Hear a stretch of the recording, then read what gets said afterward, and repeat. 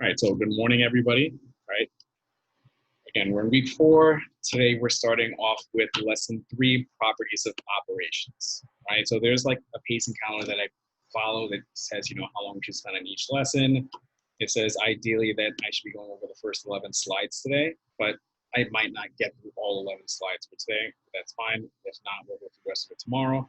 Just because I look over this lesson and it does seem like they're kind of throwing a lot of stuff at us.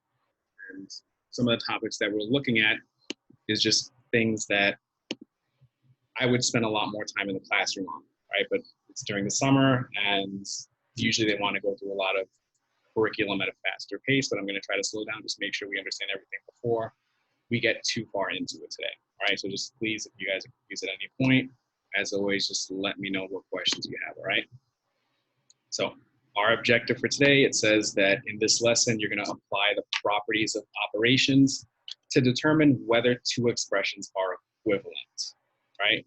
Does anybody know what this word equivalent means? Have you guys ever heard that before?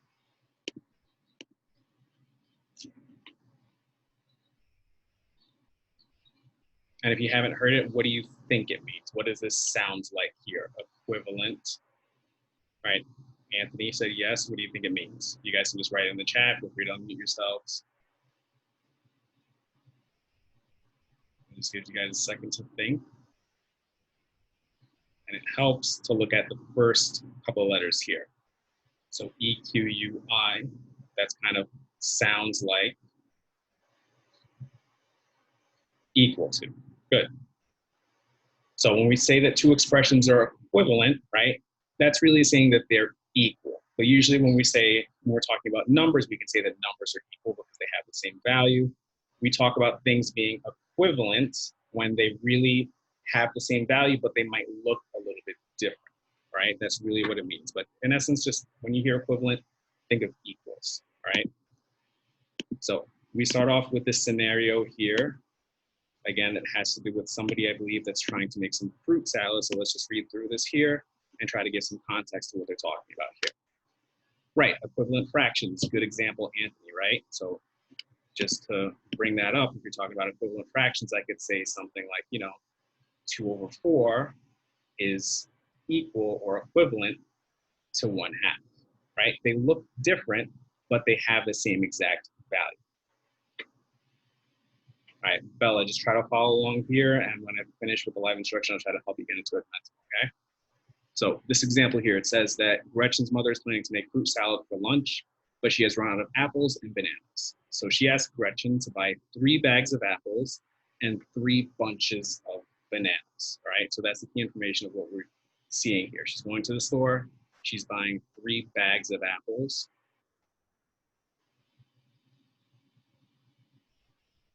And she's also buying 3 bunches of bananas. All right, we're really not concerned about how much she's spending on this stuff today, but more of just how much stuff she's actually gonna be buying. So it says that she wants to actually figure out how many pieces of fruit she's gonna buy in all, right? So a bag of apples has a certain number of apples in it, a bunch of bananas has a certain number of bananas in it. All together, the goal is for her to figure out how many apples and bananas does she have all together. So it says what she's thinking here is that she should multiply 3 by the number of apples in each bag, right? So let's get a visual, right? Let's say that right here, change the colors. Let's say that this is my bag of apples, right? So she's buying 1 bag of apples, she's buying 2 bags of apples, and she's buying altogether 3 bags of apples. So what it says here is that she thinks she should multiply 3 by the number of apples in each bag, X. So visually what it's saying is, okay, 1 bag of apples, inside of it, she doesn't know how many apples are inside, so we're gonna let X represent the number of apples in this bag. Same thing, this bag has X apples, this bag has X apples, so if she wants to figure out how many apples she has altogether, she's saying that she would represent that with 3 multiplied by X apples altogether, right? And if this is a little bit confusing, just think about an example, right? Let's say, okay, so what if that actually meant, what if there were 2 apples in each bag? So if there were 2 apples in each bag, we know that that would mean that we had 2 apples here, 2 apples here, 2 apples here, and you could add that all up against 6, or you could say, okay, so that would mean 3 multiplied by 2 gives us 6. So they're equivalent, it gives us the same thing. But we don't know what x is, so we're just leaving it as x instead of using a number there, right? And then she's saying, okay, so those bunches of bananas, that's gonna be a different amount of bananas. So let's say these are my bunches of bananas. I'm just gonna draw one giant banana. So she has 3 bunches of banana. Each of these bunches has, again, the same number. So this has, we'll say, y bananas here, y bananas here. So altogether, they're saying that we could do 3 multiplied by the number of bananas per bunch. So if she wants to figure out how many pieces of fruit she has altogether, and each bag has x apples, each bunch has y bananas, we get the expression 3 times x plus 3 times y, right? That's one way to express that. But then what it's also telling us over here, it says that her friend Haley tells her that she should add the number of apples in each bag to the number of bananas in each bunch. So again, add the number of apples in each bag, that's represented by x, to the number of bananas in each bunch, y. And then multiply that sum by 3. Now, right now, so we're taking this sum, multiplying that by 3. So this here is what that would mean. The sum x plus y multiplied by 3. What we're going to see today is that these two are actually equivalent. They mean the same thing, right? But that's just to give you a little bit of context of what this slide here is trying to explain.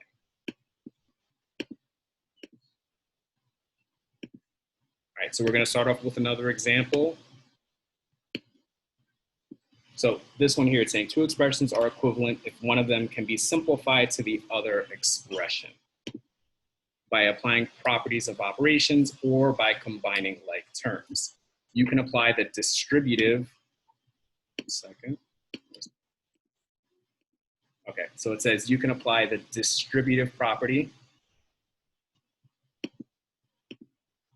There we go.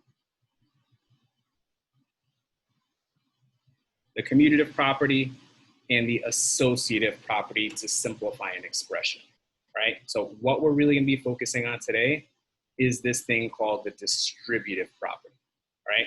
And actually it doesn't give us a lot of examples there, so I'm just gonna change slides for a second so we can just try to make sure that we understand the distributive property first, all right? So just follow along with me here and just please let me know if you guys have questions, all right? So this here is actually something that I made last year for my 7th grade students, and I find that pretty much every grade level that I teach, I always have to take a lesson to just review the distributive property, right? That's gonna come up in 6th grade, 7th grade, 8th grade, and you get to algebra. So you're gonna see it year after year after year. Just kind of the faster that you memorize it, you master that, you're gonna be a whole lot better off, okay? And if you look into a math textbook, the distributive property is gonna show you something like this. It's got a bunch of letters in it, a bunch of symbols. A lot of students just get confused right off the bat, all right? So just don't worry about this yet. I'm gonna show you an example of how the distributive property works, right? But before we get to that, we just wanna remember what multiplication means. So example, let's say I had something like 4 multiplied by 3. I know that's equal to 12, right? What I also know is that multiplication means repeated addition. So 4 multiplied by 3, what this really means here, that's like saying that I have the number 3 added to itself 4 times. So 3 plus 3 plus 3, I add all these together, I get 12, right? So again, multiplication is really just shorthand for when you're adding a bunch of stuff all together. That's the definition of multiplication. Now, when things start getting tricky is when they start adding in variables, right? That's where students get lost, but let's try and remember the same basic thing here, right? So if I were to take this expression here, it says 4 multiplied by plus 1, right? What this is really saying is that I have 4 groups of this x plus 1 right here. So if I wanted to rewrite this expression the same way that I rewrote this expression here, I could say, okay, so that's like saying that I have x plus 1 plus x plus 1 plus x plus 1 plus x plus 1 4 times, right? Same exact thing I did over here, I'm doing over here. I'm saying this number on the left is telling me how many of this thing that I have right here, right? Mathematically, that's what multiplication means. Then the next thing that we would have to do, right, x doesn't mean anything until we give it a value. It's kind of like a placeholder, right? Anything. 7, it could be 3, it could be 15, it could be even a negative number or a decimal, right? Good input there. So next thing I would say, okay, I really don't need these parentheses here because I'm just adding a bunch of things together. So if I wanted to simplify this a bit, I could actually just say, okay, so that's really just x plus 1 plus x plus 1 plus x plus 1 plus x plus 1, right? So I'm adding together a bunch of x's and a bunch of 1's basically.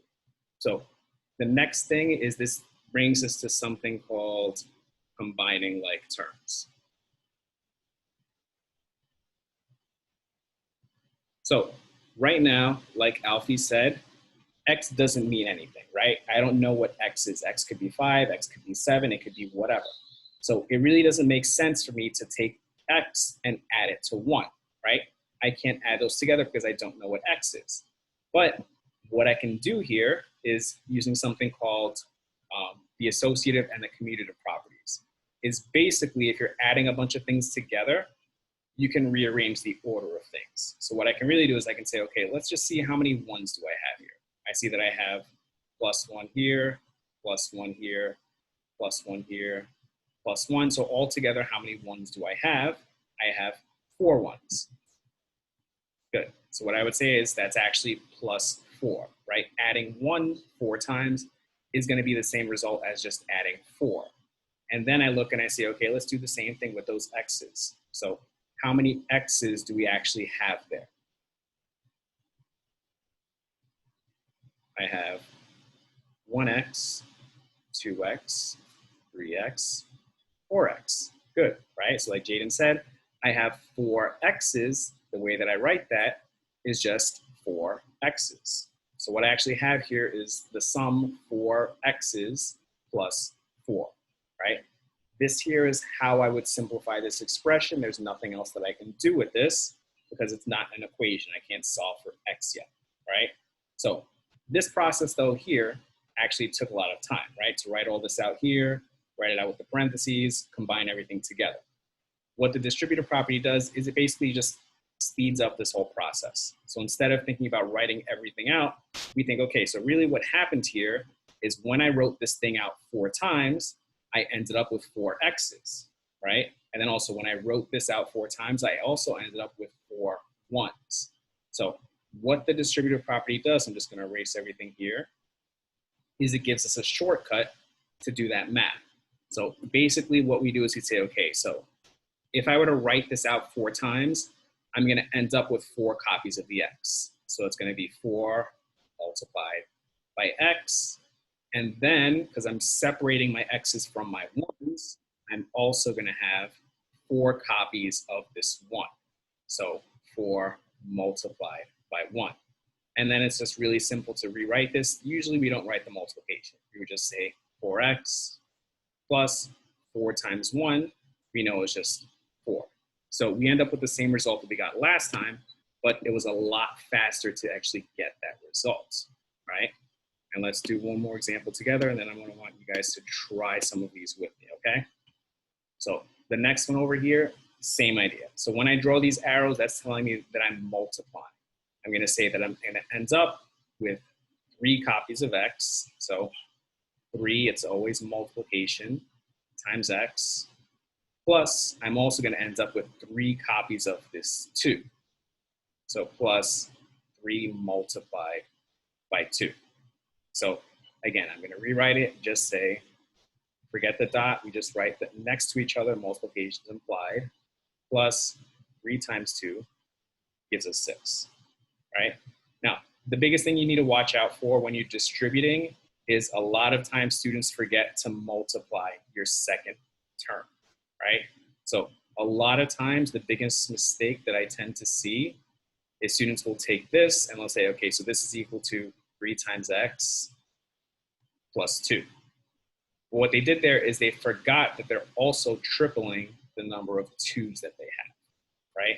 So the reason why it's also called the distributive property is you're thinking about distributing the 3 on the outside to everything inside the parentheses. So the 3 gets multiplied by the x. It also gets multiplied by the 2. So I always draw these arrows out when I'm distributing. It helps me remember to not forget to multiply by the second term, right? Because then I say, oh, wait a second, I forgot. I also need to add a times 3 there, right? And again, there's nothing else I do with this. This here is my algebraic expression, right? I can't solve it. I can't combine these together. Another mistake that students sometimes make is they'll say, okay, so 3x plus 6, they might say that that's equal to either, they might say something like either 9x, or they might just say 9, right? Because there's a tendency to just say, okay, I have a 3 and a 6, let me add those together and get 9, and then you're not sure what to do with the x, so sometimes they add the x, sometimes they just leave it off. Both of those are incorrect, right? You can't do anything with that at all. Any questions on those 2 examples there? Let me know in the chat or with your mics. No? Good, thank you. All right, I'd like to leave those examples up, but I can't really, I'm gonna scroll down. So I want you guys to try out number 1 yourself. Actually, let's try out the first 4 over here, right? Don't write it in the chat yet because I want everybody to try it themselves first, and then in about a minute, I'll turn on the annotation so you guys can draw.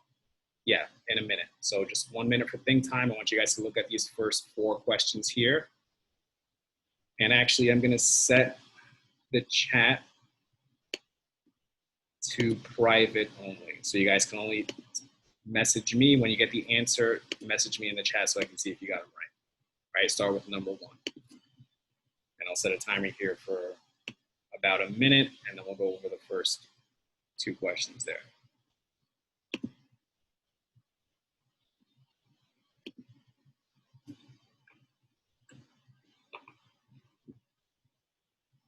Just remember, as soon as you get it, just message it to me in the chat.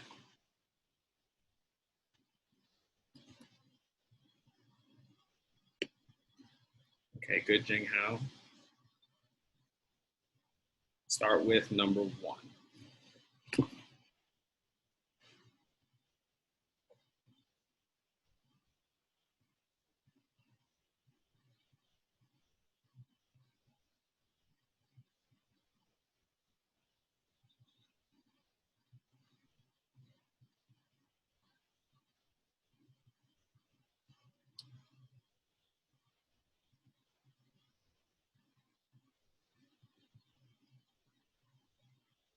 Okay, Jing Hao, that's good for number 2. Jaden, right? So the x here doesn't mean multiplication. That means that we're talking about a variable there. Right, Alfie, so that's what you got. Then you would simplify it, say how many x's do you have, how many 1's do you have?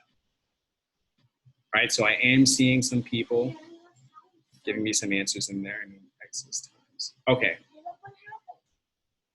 What happened there? I'm not sure, Penelope. All right, so I'm just gonna actually turn on the annotation so somebody that feels confident about their answer, can you show us how to do number 1 there? Ideally, try to draw it out with the arrows. Yes, good job, AJ.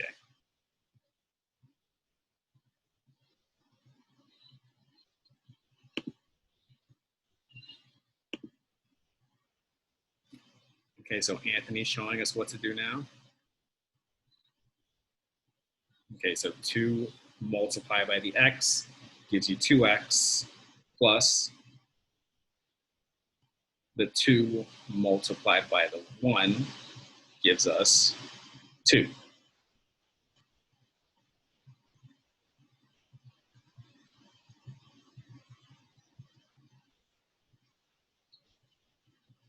All right, so quick, yeah. Okay, so 2 times 1 equals 2, right? So then we end up with 2x plus 2.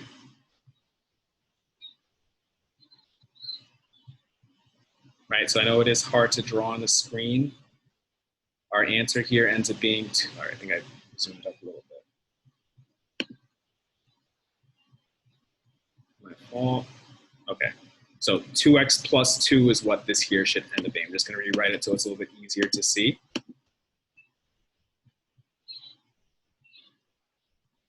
Two x plus 2, right? What Anthony did was correct. The only feedback that I want to say to you guys is when you're multiplying, right? I'd say that's 2x. Same thing over here. I want to try to discourage you guys from using an x for multiplication, right? Because let's say that you write it like this, 2x plus 2 times 1. Now, you get up, you like walk away for 5 minutes, you come back to the problem, you forgot what you were doing. Now, unless you're really careful, it can be really easy to try and figure out, okay, is that an x or is that a multiplication, right? So is this like 2x1 or is it 2 times 1? So usually what we start doing in 7th grade and beyond is instead of using that x for multiplication, we use a dot. So you could say 2.1 means 2 times 1, right? So I just want you guys to try using the dot, right? That's right, Alfie. Again, it's going to take some time to get used to it if you've always been using the x, but that's going to make your life a whole lot easier once you start getting to, bigger problems that have a lot of x's in it. Okay, good. So Jaden is saying that he uses a lowercase x for multiplying and a large X for a variable. So again, right, another thing you have to try to consider is that at some point, you're gonna have also people grading your work. So whether you're taking a state test or your teacher is grading your assessments that you take, and you don't want somebody else that's grading it that doesn't know, because it can also be hard, right? If you're saying, okay, so you have a little x, you have a big X, right? If you're not super consistent all the time, it still can look a little bit confusing. Okay, yeah, that's true, Alfie. So ideally, right, we're not doing math on the computer. When you're doing it on paper, just try to use that dot if you can, okay? And the second one here, I saw somebody else that had it. I think Jing Hao, do you want to show us how to do the second one? Or anybody else? 4 multiplied by x plus 2.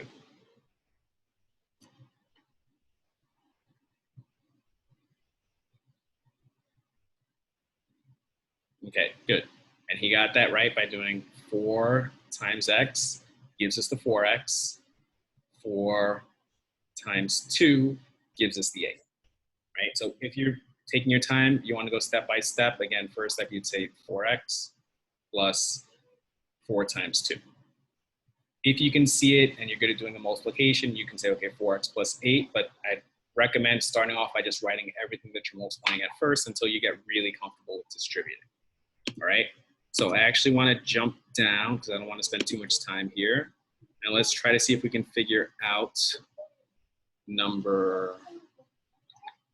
actually, yeah, let's go to number 4. 4 times 3x plus 3. Okay. Or actually, Anthony had a question about number 3. So let's look at number 3 here first. What are we thinking about number 3? I'm going to set it back so everybody can see the chat. What's our first step going to be here? Can somebody tell me?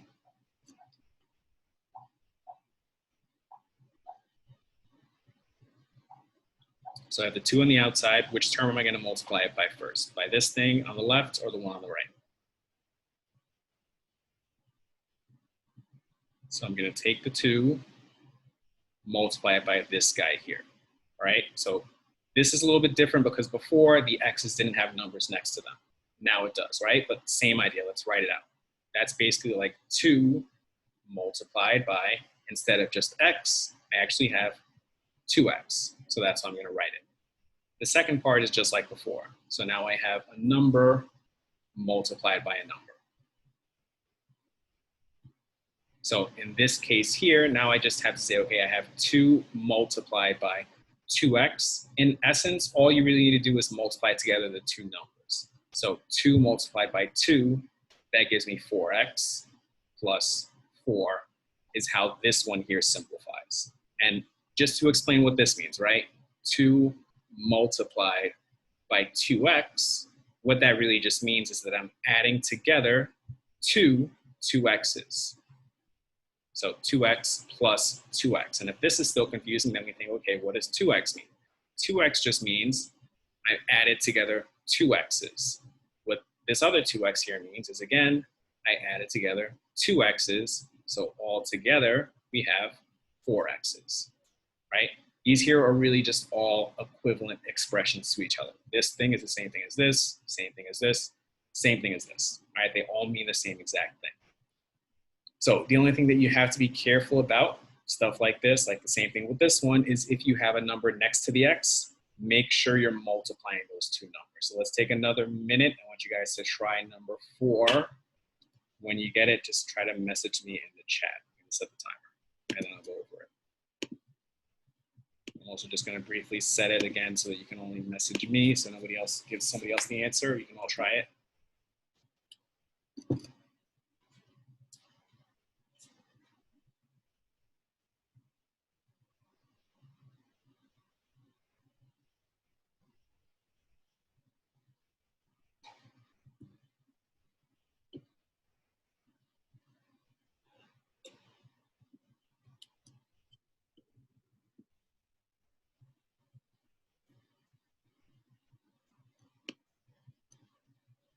Okay, good, Jing Hao.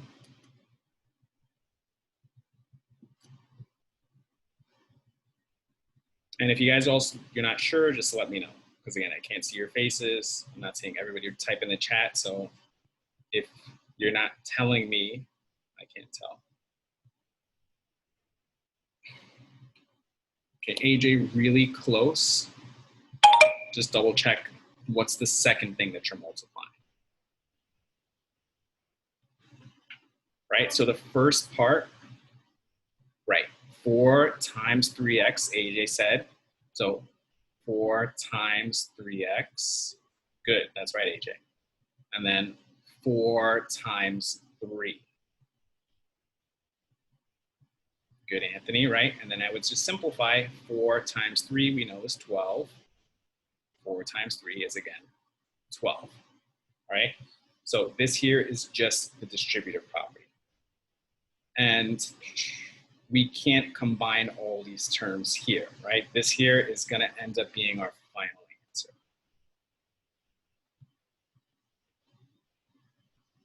Does that make sense, Jaden?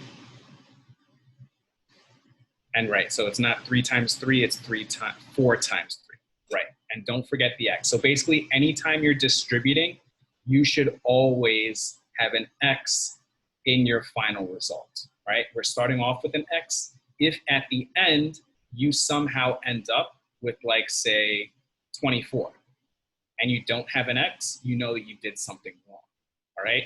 So again, remember, anytime you distribute, your final step should always still have the variable there.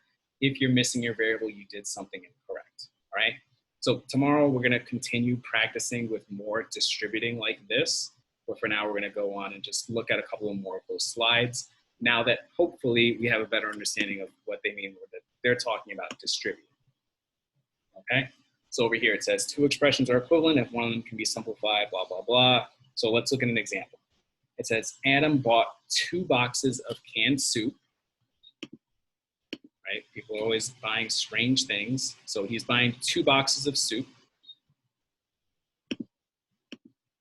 Sorry.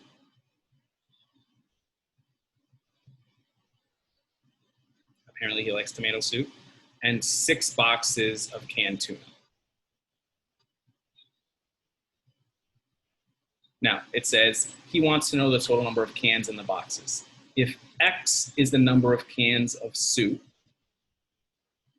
so I've got 2 of these boxes, right? A lot of times it helps to draw things out. So 1 box, 2 box. X cans, X cans. And then it says Y is the number of cans of tuna. So let's just change our colors. So I've got 6 boxes of tuna. 1, 2, 3, 4, 5, 6. And each one has Y cans inside. And again, sometimes you're going to have different variables. If I necessarily don't know, right, this box is going to have a different amount of cans than this box has, so I can't use the same variable for both. Otherwise, I'm going to get the wrong result. So X represents the number of cans of tomato soup, Y represents the number of cans of tuna. So figuring out how many cans we have all together, they're telling us that we can do it two separate ways, right? So we can either say, okay, so all together we have 6Y cans of tuna, and all together we have 2X cans of soup. So that expression could be 2X plus 6Y. What they're saying here is it says Adam's friend Henry suggests another expression. So what he's suggesting is 2 multiplied by X plus 3Y. Now, when I look at these two, they don't look the same, right? Can I say that 2X plus 6Y, is that equal to 2 times X plus 3Y, right? Now, what they're basically explaining in this section here is distributing in reverse, or what we call factoring, right? I'm not going to go into factoring right now because it really doesn't make sense until you guys are really masters at distributing. So what it's a lot easier to do is just work with something on the right-hand side, right? This looks like something that I need to distribute, just like we saw before. So if I was to try and distribute this expression here, 2 times X plus 3Y, same thing we did before. I'm going to start with the 2, distribute the 2 to the X, so 2 times X, plus I take the 2, distribute it over here, so 2 times 3Y. And then I just simplify, that's 2X plus 2 multiplied by 3 gives me 6Y. So these two are in fact the same thing, right? They're not equal because they look different. So instead we say that they are actually equivalent expressions, right? Equal is like, I could say, you know, the number 7 is equal to the number 7. Equivalent is just meant really for algebraic expressions when things look different, but they have that same value, all right? So a lot of what we're gonna do, I think, for the rest of today and tomorrow looking at this lesson is trying to figure out when two expressions are equivalent or not. All right, so this is another example. It's talking about generating equivalent expressions. And I think I'm gonna go a little bit faster through here because I'm not sure if we actually need all the context here, right?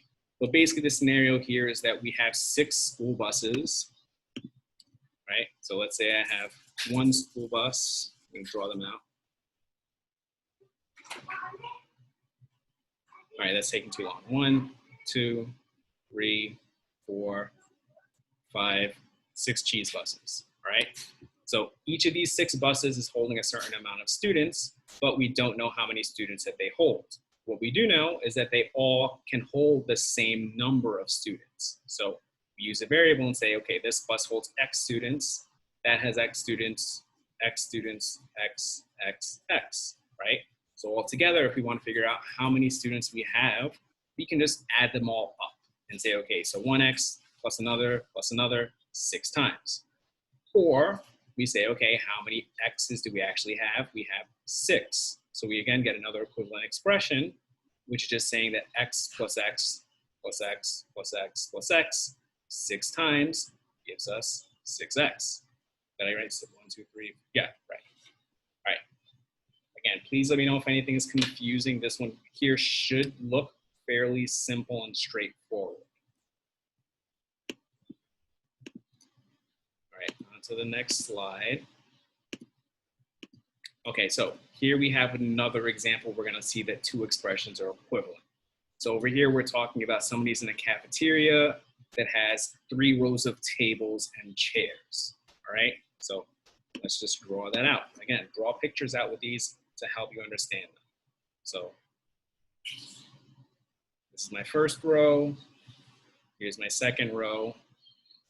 Here's my third row, right? Now, it's saying that if X represents the number of tables and Y represents the number of chairs, right?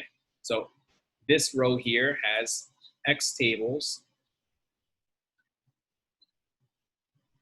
and Y chairs, right? There's probably more chairs than tables, so they have different variables. Same thing. This row here has X tables, Y chairs. This one here has X tables and Y chairs. So if we want to figure out how much stuff we have all together, you can do it a couple of different ways, right? You can say, okay, so all together between tables and chairs, I have X plus Y here. I have X plus Y here. And I also have X plus Y here. So you think about just adding them all together, that's this expression that they have here, right? Then if you were to count up and say, okay, so actually if I added up all the X's, I have 3 X's. I added up all the Y's, you have 3 Y's. That's a different expression. Or the last expression you could do is thinking about the distributive property. Just say, okay, so I know each row has X plus Y tables and chairs, and all together I have 3 of those rows, so I just need to multiply that by 3. So 3 times X plus Y is the third way that we could write that same expression. I'm just going to stop for a second so we can digest that. Any questions, just let me know.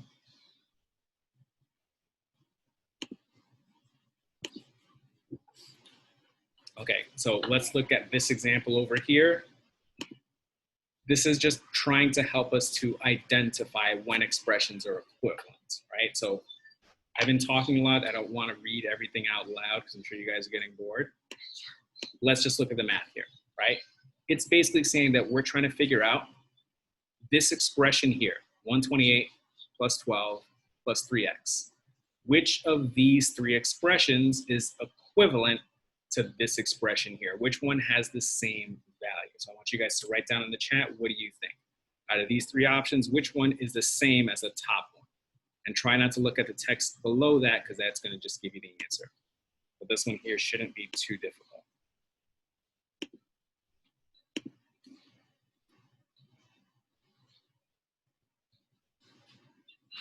All right, wait for at least one person to get it.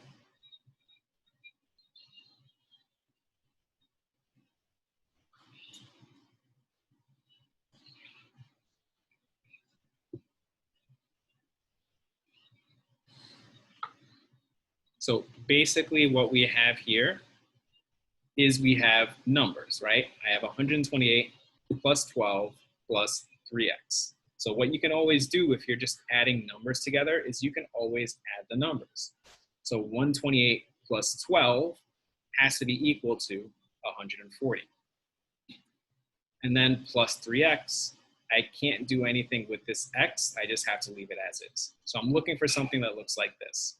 And I do actually have that right there, 140 plus 3x, right? It can't possibly be this one because 140 isn't the same as 116. And this one has us subtracting the 3x when we should be adding the 3x, right? I believe the next slide has another example for this to try. And I think we might finish on that one if that's the case. Actually, no, we have a video here. All right, so let's just watch this quick video together. Expressions to see if they're equivalent. Lily's dad runs a moving company. He has 5 large moving trucks and 5 small moving trucks. Lily wants to know how many tires the trucks have in all. Her dad tells her that she can use the expression 5 times x plus y. X represents the number of tires on the large trucks, and y represents the number of tires on the small trucks. Right, so we got this expression here we're talking about, right? Large moving trucks and smaller moving trucks, and trying to figure out how many tires we have all together, right? Obviously, looking at this picture, you could just flat out count up how many tires we have, but let's say that it's just representing a larger truck that might have more tires. So each of these large trucks, they're saying has X tires because they all have the same number of tires. Each of the small trucks has Y tires. Because we have the same amount, right? We have 5 of each. They're saying, okay, so just take, for example, these 2. X plus Y represents how many tires you have all together in a large truck and a small truck combined. And then they're multiplying it by 5 because we really have 5 of these groups of large and small trucks, right? 3, 4, 5.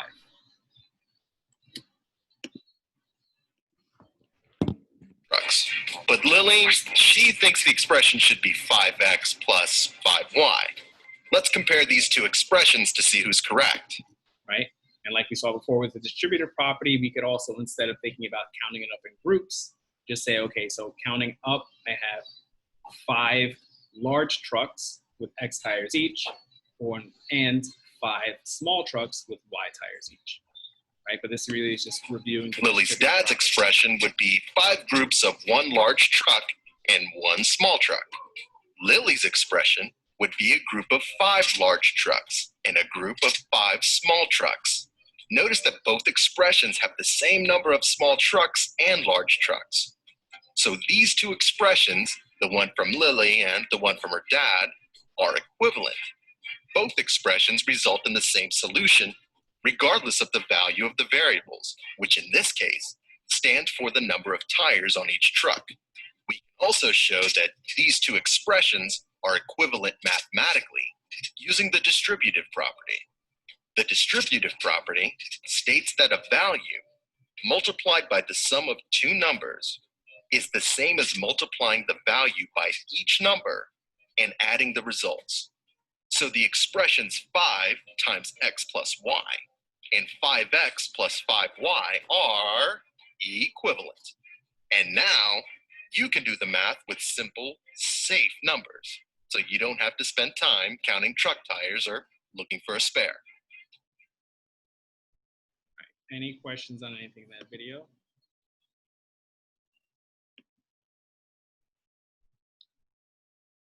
Okay, thanks, Jaden, for letting me know. So let's do this last one. It's 9:27 already. We'll finish on this page over here, okay? Now, again, we're looking at an example, and we're going to try to figure out which of these expressions are equivalent. So just for the content text, it says that Chelsea bought 4 boxes of chocolates to share with her classmates, and she realized that she actually needs 16 more. So the amount that she needs is she needs 4, this represents 4 boxes of chocolate plus an extra 16 chocolates. So the last thing we're going to do today is try to figure out which of these 3 expressions here is equivalent to the expression 4x plus 16. Can anybody figure out which one do you think is equivalent? Or can we get rid of any of these choices here? Do any of these not make sense right off the bat? Because another way to sometimes answer a multiple choice question is by process of elimination. Look at your choices and say, okay, that possibly can't make sense, so let's get rid of it. I'll give you guys a second to think about it.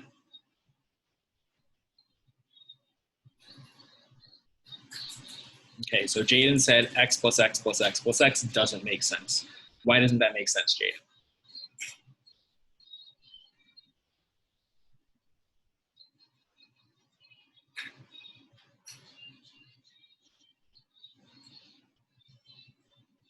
Okay, good, right? If we said x plus x plus x plus x, we know that's basically just equal to 4x. It's like saying that she's only buying 4 boxes of chocolate. It's ignoring the 16 extra that she needs, right? So I definitely know that 4x is not equal to 4x plus 16, right? What about the second one? Do we think it could possibly be 8x plus 16? Could that be equal to 4x plus 16? And again, sometimes it helps to think about the context, right? This here is like saying 8 boxes of chocolate when she only needs 4 boxes of chocolate. So this one here is definitely not right either. So process of elimination means that this here should be our answer, but just really quickly, let's double check that math to make sure it is in fact correct. So 4 times x plus 3 plus 4. Again, when you see a number on the outside of parentheses, that's a big sign that you're going to have to distribute. So I distribute 4 times x, gives me 4x. I'm going to skip a step here. 4 times 3, I know just gives me 12. But I'm going to say, wait a second, that's not equal to 4x plus 16. Oh, wait, I forgot the plus 4. 12 plus 4 is equal to 16. So this one here is in fact our equivalent expression.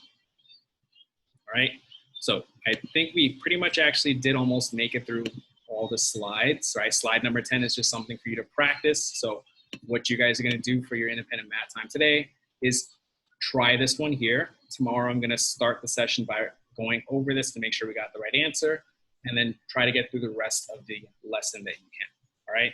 And then tomorrow I'm gonna go over also the remaining slides to make sure that nobody has any questions, and also probably practice with you guys a little bit more things like distributing and figuring out which expressions are equivalent. All right, so it's 9:30. I'm gonna leave you guys to go do your independent math time now. If you have any questions, just please feel free to shoot me an email.